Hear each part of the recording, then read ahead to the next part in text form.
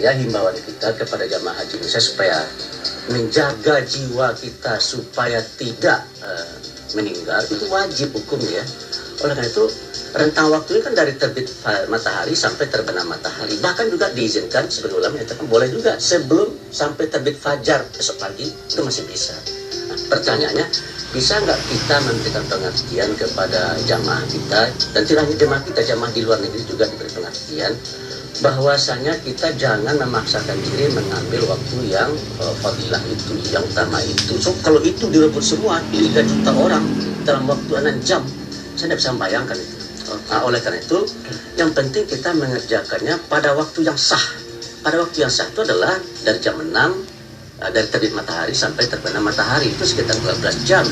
Jadi bayangkan ya, kalau 6 jam dibagi 3 juta, 12 jam dibagi 3 juta, itu kan lebih renggang. Apalagi kalau direntang sampai malam, 18 jam dibagi. Kalau tidak dilakukan dalam waktu yang afdol, tidak mengurangi pahala ya Pak Anwar? Memang pahalanya agak lebih banyak, ya apa namanya, di waktu fadilah itu ya.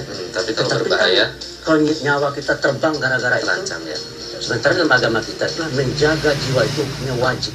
Maqasid syariah itu yang pertama itu adalah lihifdzin, lihifdzin nafsi, menjaga agama dan menjaga jiwa itu wajib itu. Jadi kalau itu ketika kita akan berjalan, kita berpikir ini selamat apa tidak nih? Kalau tidak selamat tunda. Yang penting masih dalam ruang waktu yang sah.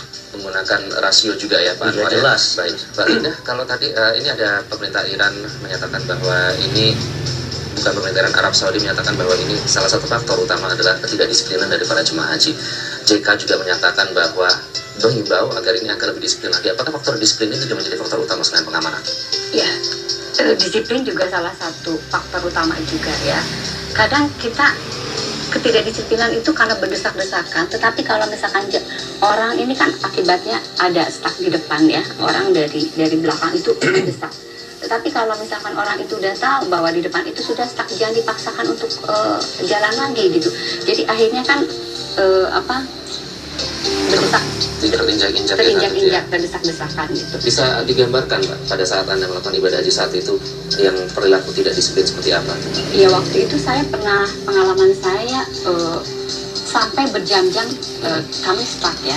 Nah, itu kita berangkat setelah sholat zuhur ya, dalam keadaan terik panas matahari, yang dimana di depan saya melihat sendiri orang sampai sekarat gitu loh, saking panasnya. Pas saya tanya itu kenapa, itu mereka itu sudah jalan berkilo-kilo, tapi sampai saat ini ya belum sampai juga gitu. Jadi intinya kita antisipasi aja kekuatan kita gitu ya. Apakah kita mampu dalam keadaan terik matahari atau dalam keadaan malam hari? Karena kalau beribadah biasanya orang semangat seperti ya, begini menggunakan rasio ya.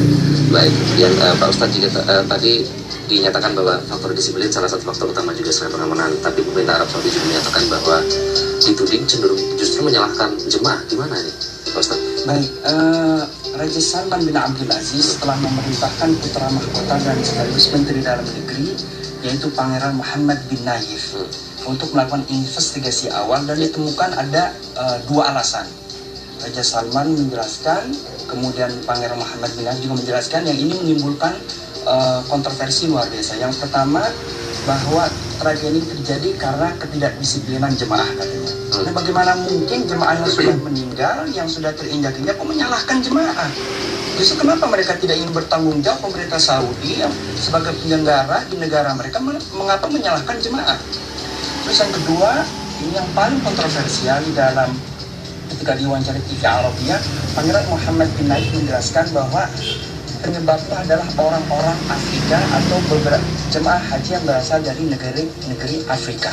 Lah lagi-lagi, Khadimul Haramin Syarifain Raja Salman kemudian putra mahkota, kenapa lagi-lagi menyalahkan jemaah haji yang sudah menjadi korban kemudian meninggal? Kenapa tidak pernah mengatakan kami bertanggung jawab? Oleh karena itu, ini persoalan adalah kesalahan tata kelola haji oleh pemerintah Arab Saudi. Ustadz, sempat ada pernyataan bahwa mereka sempat terlibat bentrok, itu yang salah satu mengakibatkan Jadi bahwa misalnya ada ketidakdisiplinan jemaah itu betul. Memang terutama lagi ini kan orang-orang dari negeri Arab dan orang-orang Afrika ini memang selalu mencari, seperti tadi Buya Anwar katakan, selalu mencari waktu-waktu afdol, dan mereka tidak peduli terhadap nasib jemaah lain. Misalnya pertama kali saya haji tahun 97, mereka betul-betul tega memukul orang ke kanan dan ke kiri untuk membuka jalan untuk mengantar jumrah. Waktu itu jumrah masih sangat kecil ya. Sekarang jumrah sangat besar, ada 5 lantai yang luar biasa luas lebih besarnya. Nah memang jemaah haji dari negeri-negeri Arab kemudian di Afrika memang ini persoalan adat kebiasaan dan target yang sulit diatur. Tetapi menyalahkan jemaah seakan-akan negara Saudi tidak mau bertanggung jawab ini juga keliru. Bahkan Menteri Kesehatan Khalid Al-Falih itu mengatakan dengan sangat jelas bahwa ini kesalahan jemaah. Kesalahan jemaah. Kemudian Ketua Panitia Pusat Penyelenggaraan Ibadah Haji Saudi yaitu Pangeran Khalid Al-Faisal lebih jelas lagi menjelaskan bahwa ini karena orang-orang jemaah haji yang berasal dari negeri-negeri Afrika. Coba kita lihat, mereka ingin menyalahkan jemaah. Lalu di mana Arab Saudi? Ingat, ini negara. Saudi ini bukan negara yang suci. Kita bisa mengkritik. Karena itu pemerintah Indonesia, kemudian OKI harus meminta pertanggungjawaban Saudi. Pada tahun 87 sesungguhnya sudah ada ide usulan dari Iran. Presiden Rafsanjani saat itu, kemudian Imam Khomeini bahwa menjelaskan agar pengurusan haji dan pengelolaan 2 tanah suci Mekah Madinah diurus oleh seluruh umat Islam di dunia. Tapi ditolak. Ini lagi-lagi Iran ini menjadi jemaah yang korbannya sangat banyak, dan sekarang pemerintah Iran semakin semangat bahwa memang pengelolaan ini harus dilakukan oleh seluruh umat Islam. Baik, tata kelola seperti apa harus dilakukan agar nanti tidak lagi terjadi korban. Kami akan lanjut dengan pembahasannya usai jeda. Tetap di Bincang Pagi.